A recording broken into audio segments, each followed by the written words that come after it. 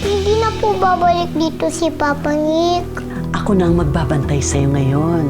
Gusto mo bang mag-storytelling tayo?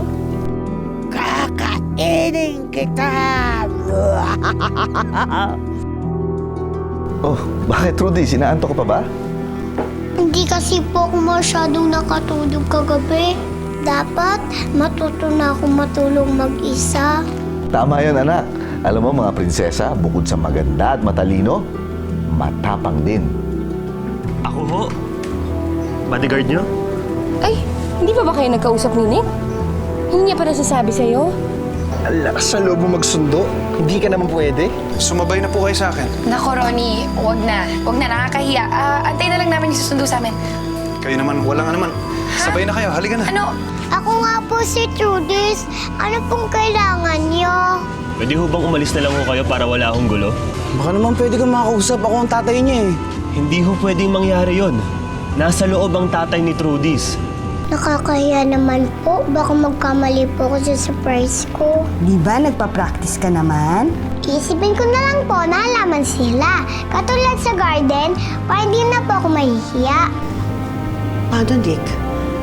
Itutuloy mo pa rin ba ang pagpapakilala kay Trudis gayong may umaangkin na ibang ama?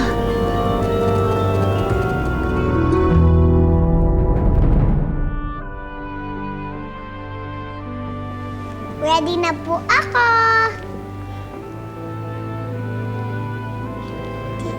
Tita Shed, manood po kayo mamaya May sorpresa po kami ni Papa Nick.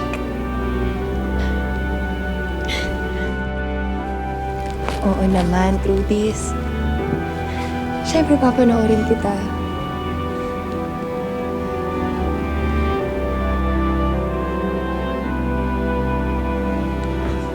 Sir?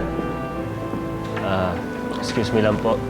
Handa na po ang lahat, kayo na lang ho ang inaantay.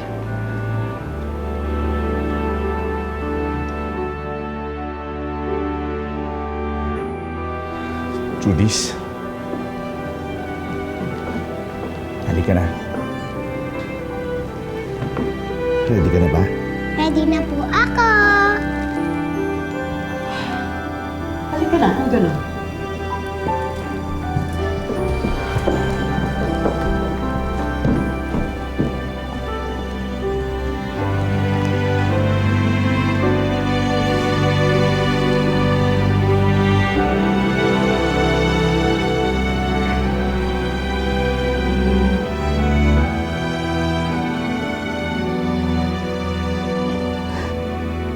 Trudis? Kinakabahan ka ba? Konti lang po.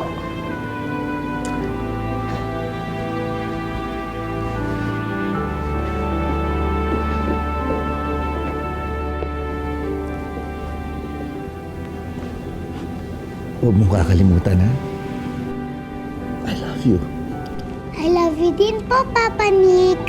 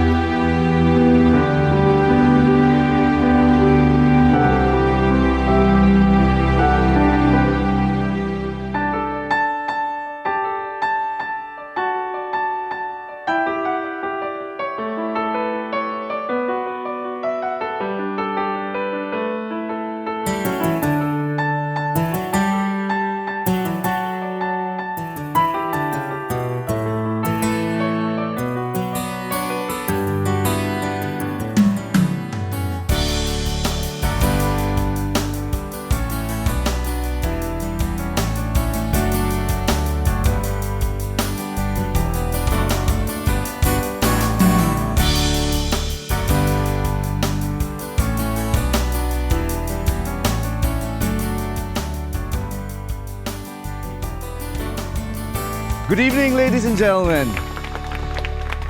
Thank you for coming tonight. Right now, I would like to introduce to you my one and only daughter.